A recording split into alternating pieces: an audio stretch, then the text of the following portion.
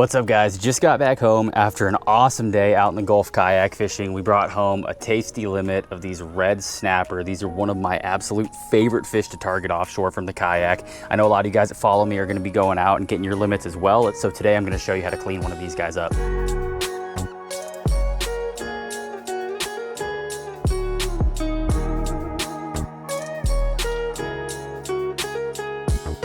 So cleaning these big scaly saltwater fish like this can be kind of an intimidating task for some of those newer guys, just because their scales and their skin is it's so rugged, so hard to cut through. They've got that big bone structure. The key to this is to have a good sharp fillet knife. I like something with a little bit of flex to it. That'll help you kind of cut around that bone structure. Obviously, you're gonna want something extremely sharp. These guys have some really tough scales that you're gonna have to cut through. And for a fish about this size here, low 20s, I like to have something probably about an 8-inch blade. So let's get into this, guys. The first cut that you're gonna wanna make is gonna be right here following the back of the skull. Just take your finger and you can kind of feel where that skull is. And the trick to this is gonna be to take your fillet knife and you're gonna wanna pick one of these scales up back here behind the gill plate. And I like to go forward at about a 45-degree angle just to get that started so you don't have to try to go through the scales.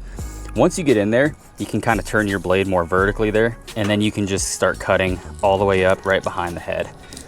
Go all the way down until you hit the skeleton of the fish down on the inside. Now, the next cut that we're gonna make is we're gonna follow this bone structure all the way down the back of the fish and just outline the fillet. So we're just gonna use the first inch, just the tip of that fillet knife. You don't want to go too deep on it until you know you're cutting the right spot. And a trick that I like to use, you'll see a lot of guys trying to cut with the knife kind of perpendicular to the fish.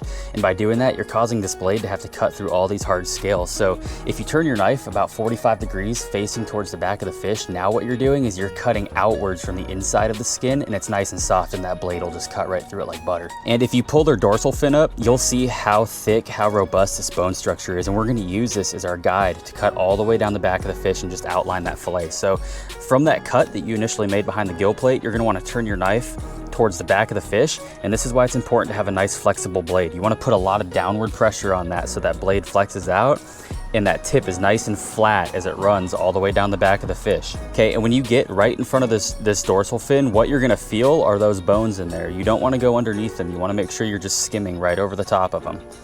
So flex that blade out, keep it nice and flat, and just use the tip of that knife and just run it all the way down the back of the fish following that hard bone structure. When I get down here to the tail, and I'm gonna use the tip of the knife and I'm gonna find that spine, I'm gonna go over the spine and I'm gonna punch that blade out the bottom of the fish and off the tail just like that. Now, here's another trick to this. Before you take this slab of meat off, we're gonna flip that fish over and we're gonna make the same cuts on this backside. Once you remove one side of the fish, it's gonna start getting floppy and it's not gonna sit nice and flat on the table like this. So again, 45 degrees forward underneath those scales, and then just flatten your blade out and follow that skull all the way up to the top. Take just the tip of that fillet knife from the inside out, just run it right down that bone structure. Keep it flexed out down the tail, find that spine, punch it off the back. Now use your thumb, stick it right in the back of the fish and open it up. You're gonna take a look in here and you're gonna see these bones going down towards the spine of the fish. You're gonna wanna take your blade, put the tip right on there and flex that blade out just like we did for that initial cut. And you're gonna wanna skim right along that bone structure all the way down to the spine. I like to start towards the head of the fish and get this section off first. This is the thickest slab of meat.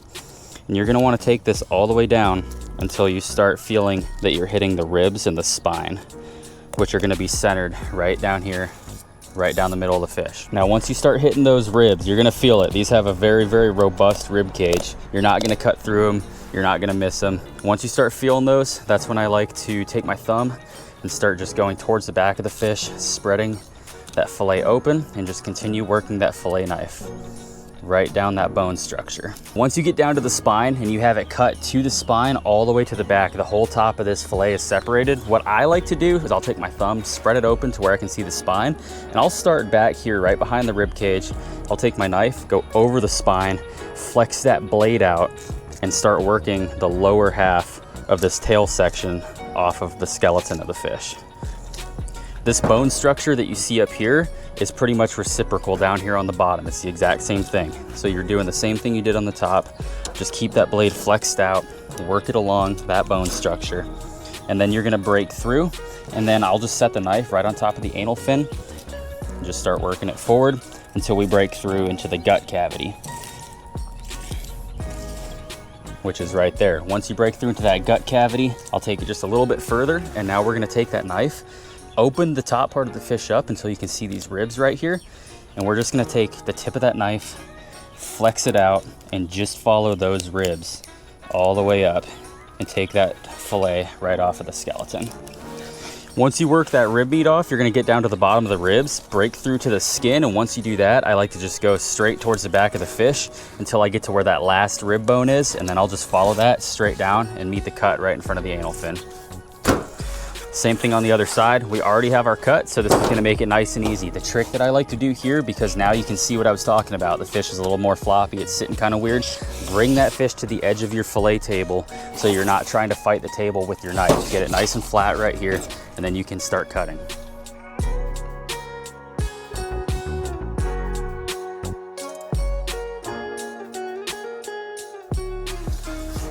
Okay, once I get right here on this second side, I'll just grab this fillet from the back, set that knife on top of the anal fin, and finish that cut all the way forward into the gut cavity. Just use that blade to work up over the ribs, starting from the front. Find that last rib, follow it all the way down. Meet your cut at the bottom. So now what we're gonna do is we're gonna take the skin off of this fillet. So what I like to do here, get it right on the edge of the table. That way your handle is hanging off the table. You're not bumping it, lifting that blade up. Take these two fingers, I like to put them right here on the tail, get a good firm grip, and I'll start about 1 inch into the back of the fillet here. A lot of this tail meat is just gonna be bloodline. Start it, get it down to the skin, and you're gonna wanna keep this blade super flexed out, put a lot of pressure so that blade stays nice and flat all the way across. And I like to put just a little bit of forward tilt on it to keep it down running along the skin.